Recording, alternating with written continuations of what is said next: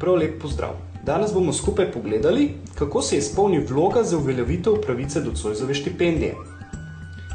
Naj povem, da bom v tej demonstraciji uporabljal izmišljene podatke in pa uporabljal bom tudi flomaster, zato da se bo zadeva bolje videla, kar pa vsem vam odsvetujem. Pa začnimo.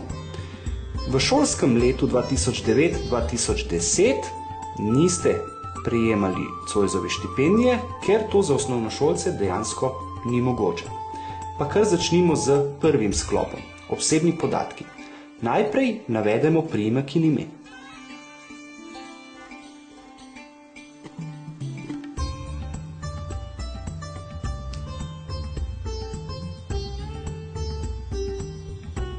Tako.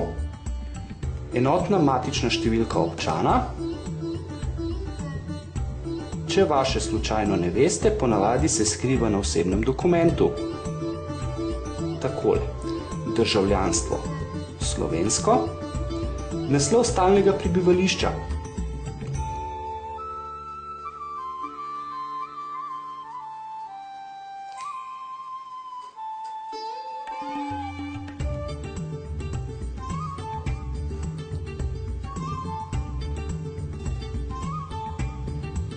In pa naslov začasnega prebivališča, če začasno prebivališče seveda imate. Jaz bom zadevo pustil prazno. Nato nadaljujemo osebni račun vlagatelja oziroma navedemo banko, pri kateri imamo odprt bančni račun. Nato navedemo številko našega bančnega računa. Le ta številka se skriva na naši kartici. Tako. Elektronski poštni naslov in pa kontaktna telefonska številka sta poljubni polji, ki jo ni obvezno izpolniti. Ampak jaz bom za vsak primer vse eno.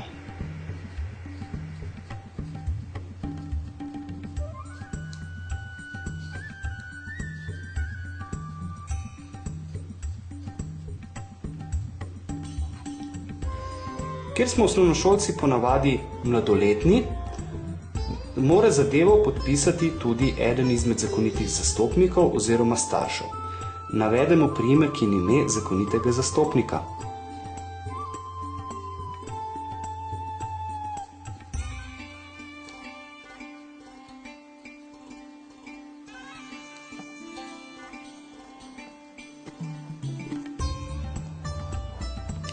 Njegovo enotno matično številko občana.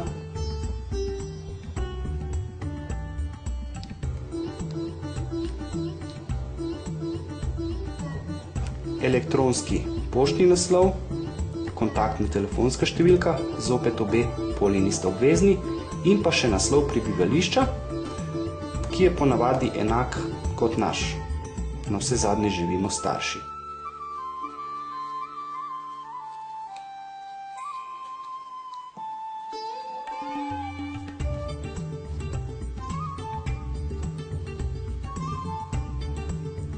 Tako. Sedaj smo zaključili prvi sklop. Lahko nadaljujemo z drugim sklopom. To so podatki o šolanju v prihajajočem šolskem letu. Ker se vpisujemo v srednjo šolo, bomo dijaki, ki se redno izobražujemo. Tako. Napišemo naziv in kraj šole.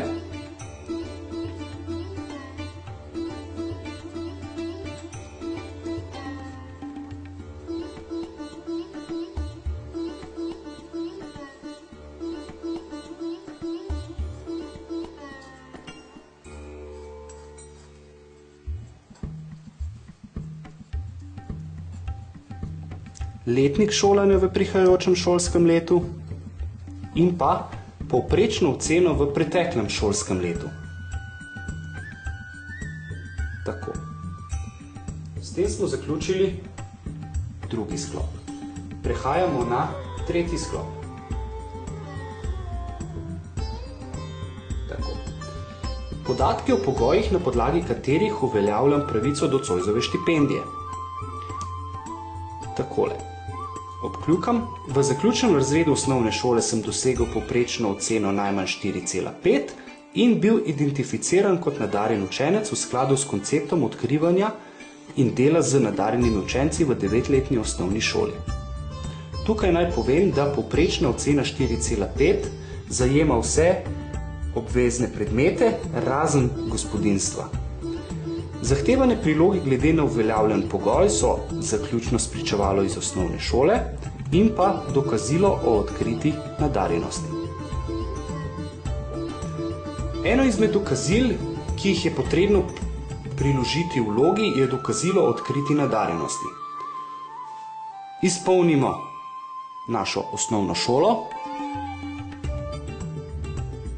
naslov naše osnovne šole, datum, potrjujemo, da je bil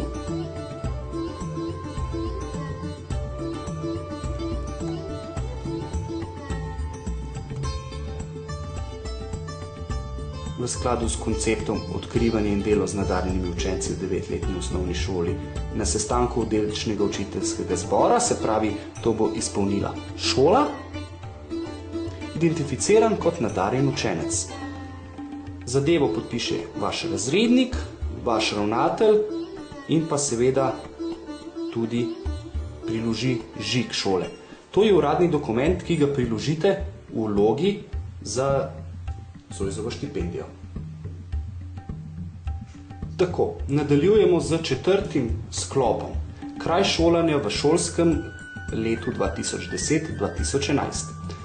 Ker sem sam v tej vlogi izpolnil, da živim v Ljubljani in se prav tako šolam v Ljubljani, bom izpolnil prvo alinejo in sicer izobraževal se bom v kraju svojega stalnega prebivališča, a kljub temu uporabljal mestni promet. Za vse tiste, ki se boste šolali izven kraja svojega stalnega prebivališča, obkrožite druge alineje. In sicer na podlagi tega, ali boste uporabljali primestni oziroma medkrajevni promet. Tukaj vpišete število kilometrov v eno smer in pa vstopno in izstopno postajo. Za vse tiste, ki boste stanovali v dijaških domovih, obkrožite alinejo 2 in navedete ime in naslov dijaškega doma.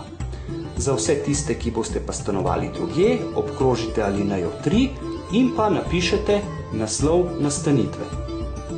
Tako, zaključili smo s 4. sklopom in sedaj bomo posvetili krajšo pozornost tudi 5. in 6. sklopu. 5. sklop je namenjen vlagateljem z posebnimi potrebami in sicer vlagatelji s posebnimi potrebami označite potrebne odgovore in ustrezno dopolnite. 6. sklop je namenjen vsem tistim, ki se boste šolali v tujini in sicer izplačilo v primeru izobraževanja v tujini je možno tudi v enkratnem znesku. Tako, toliko iz sklopov, ki so možni za izpolnjevanje in pa zaključno takole 7. sklop, ki je zaključen in sicer izjavo vlagatelja za štipendijo. Vlagatelj izjavlja 7 točk in jamči, da so vsi podatki v vlogi resnični, točni in popolni. Zato jamčite z vašim podpisom.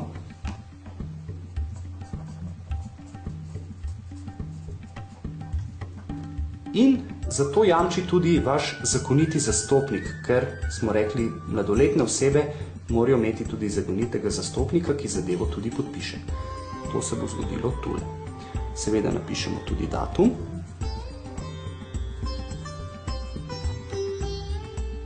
Tako, ko smo izpolnili izjavo, jo podpisali, nikar ne pozabimo na obvezne priloge.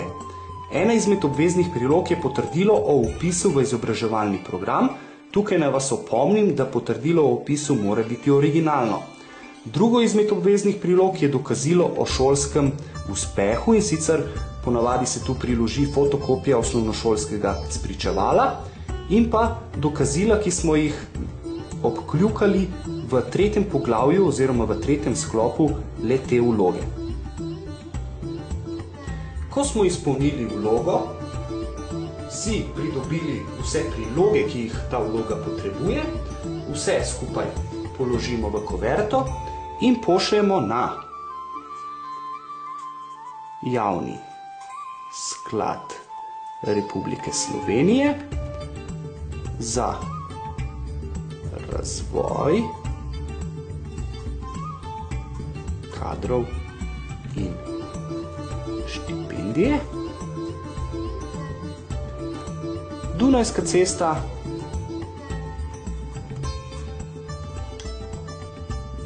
22.000 Ljubljana.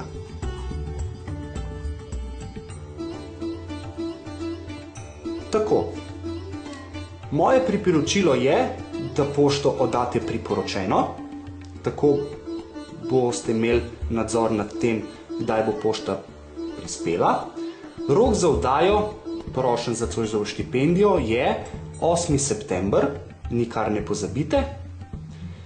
Tisti, ki mogoče živite v Ljubljani, imate možnost, da zadeve ne pošljete po pošti, ampak se na Dunajski cesti 22 oglasite osebno, in sicer v ponedeljkih, torkih in četrtkih od 9. do 15. ure, ob sredah od 9. do 16. ure in pa v petkih od 9. do 14. ure. Tako, upam, da smo vam pomagali, da bo vloga za štipendijo pravilno izpolnjena in seveda, da boste štipendijo tudi pridobili. Srečno!